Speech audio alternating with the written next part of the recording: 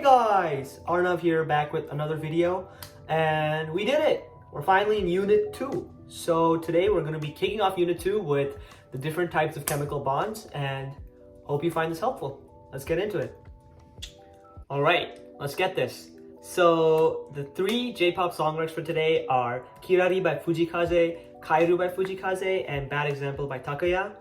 And Fujikaze got quite a bit of love today because he's a great artist and I don't mention him too often, so I want to give him a shout out. He's not probably watching this video, but you know, just wanted to. And also, I'm really running out of J-pop song lyrics at this point, so if you guys have any other recommendations for like other potential intros, then please do leave it down in the comment section. And if I don't get any, I'll probably do something like Bollywood song lyrics or something. But anyway, let's move on to the academic portion of the video. So today's topic of discussion is the types of chemical bonds. And before we get into this, let me explain that these types of chemical bonds are known as intramolecular forces. So the root intra means within, and that makes sense because intramolecular forces talk about the attractions between atoms within a molecule. So we're only looking at the atoms contained within a molecule. There are three major types of chemical bonds. The first one is an ionic bond, which forms between a metal and a non-metal.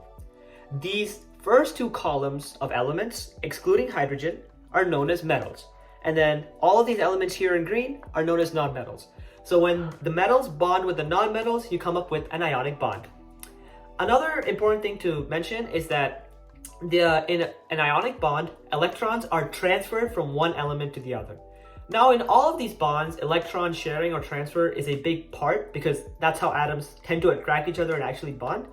But unlike other types of bonds we'll see in the future, electrons are completely transferred from one atom to the other in an ionic bond.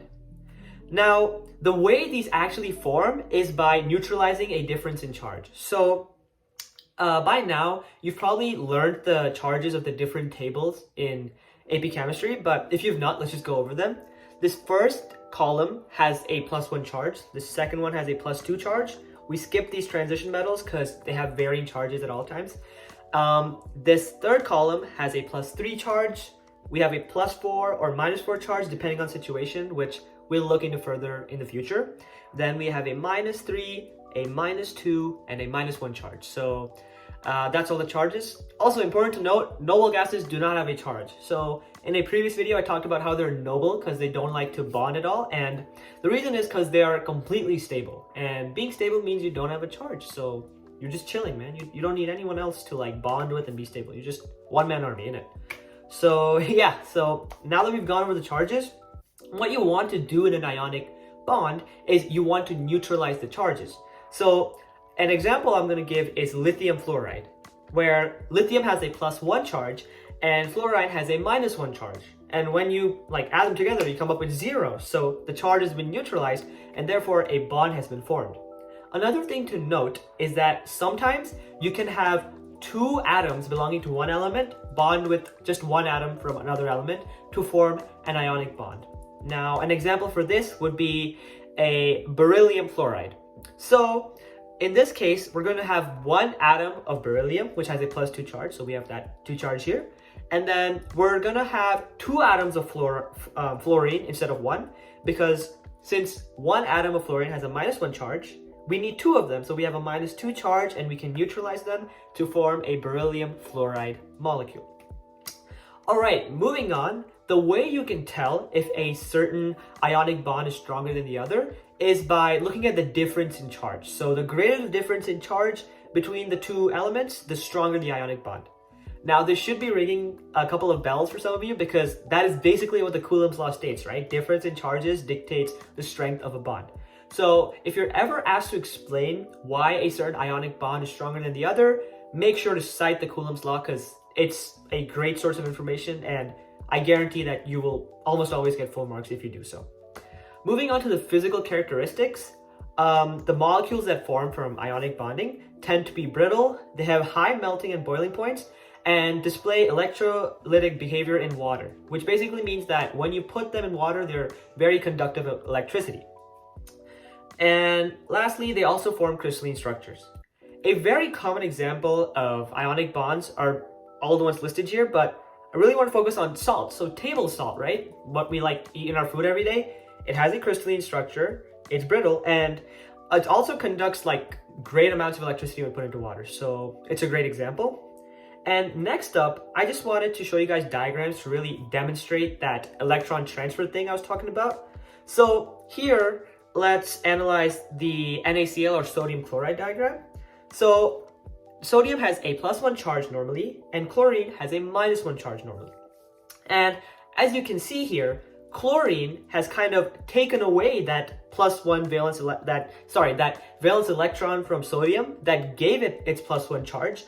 And by doing so, it has completed its octet of electrons and neutralized the charge. And that is what creates the sodium chloride molecule.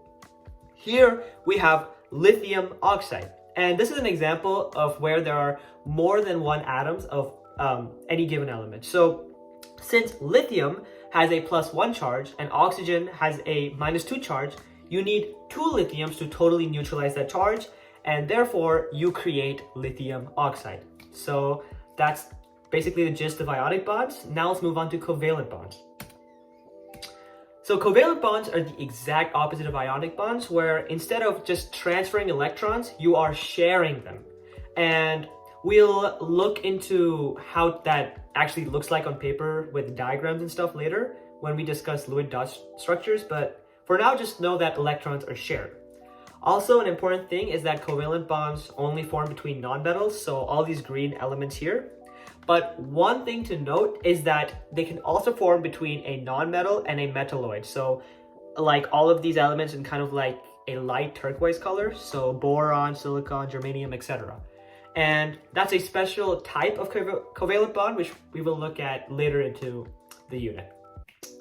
In terms of physical characteristics, covalent bonds have low melting and boiling points.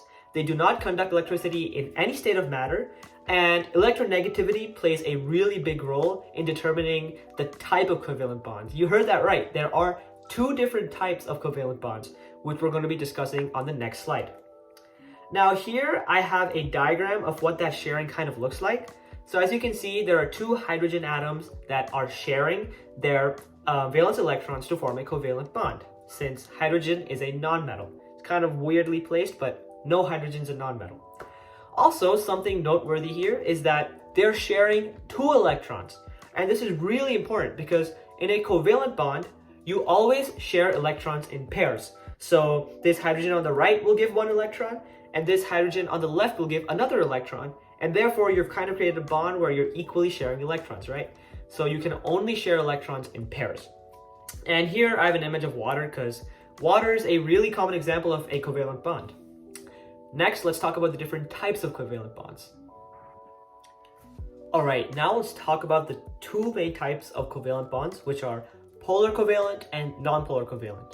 But to distinguish between them, we need to first explore the concept of polarity. And to do that, I've lined up this kind of like mini review for us to go over. So from unit 1, we know that electronegativity is the likelihood that an element will want or sort of like take an electron from another element, right? And we also know the trend with electronegativity is that as we go to the right of the table, it tends to increase, with fluorine being the most electronegative.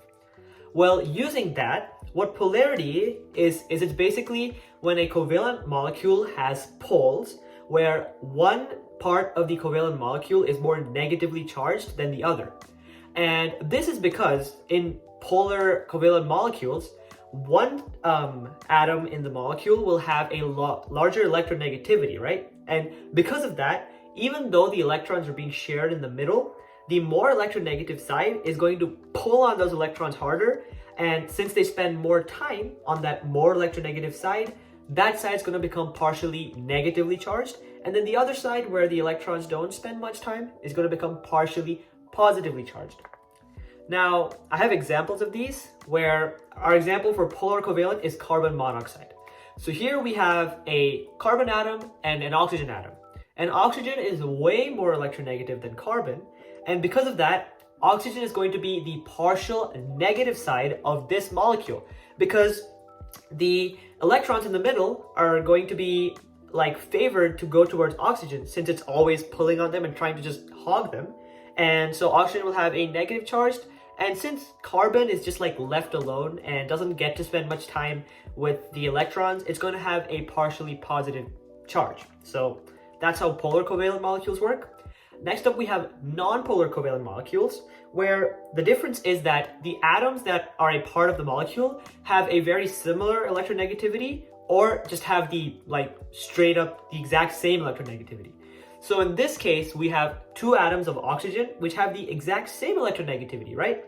So in this case, we're going to have equal sharing of electrons, and yeah, both the atoms are going to be happy because they're going to spend time with the electrons, and pretty cool bond. So to recap, polar covalent molecules, more electronegative side, less electronegative side, partially negative, partially positive. And non-polar covalent, both are equally or similarly electronegative, equal sharing of electrons, pretty happy.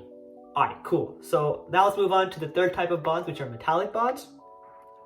So these types of bonds only form between metals, and when I'm talking about metals, I do mean these first two columns, excluding hydrogen, but now we're also including these transition metals in the middle that do come into the mix when making a metallic bond. Now, the best way to describe a metallic bond on the atomic level is using the phrase a sea of electrons. And let's explore why that's true. So this is what they look like on the atomic level. And as you can see, you just have a bunch of positively charged metal ions, where the nuclei are positively charged, right? And you just have tons of electrons just roaming around them, and it kind of looks like a sea of freely moving negative electrons, right? So if ever on the AP exam you're asked to describe what a metallic bond looks like, just use that phrase sea of electrons, and bro, I'm telling you, bro, you're gonna get maximum points. That AP exam tutor is gonna jump out of his chair and start dancing. I'm not even tripping, bro. I'm telling you, this is the best way to explain them. And anyway, moving on, when we're physically trying to describe metallic bonds, they tend to be malleable, ductile, lustrous, and are also good conductors of electricity. Finally, they also have really high melting points and boiling points, which is indicative of the bond being strong. Alright guys, thank you so much for watching my video. I hope it really helped you guys, because the main point here is just to help you guys do great in your classes and the AP exam, and just chill, get that 5, and just party really. So yeah, hope you enjoyed the content. If you did, drop a like and a subscription maybe. And if you have any questions or comments, leave them down in the comments. Yeah, thank you so much for your time, and see you in the next one.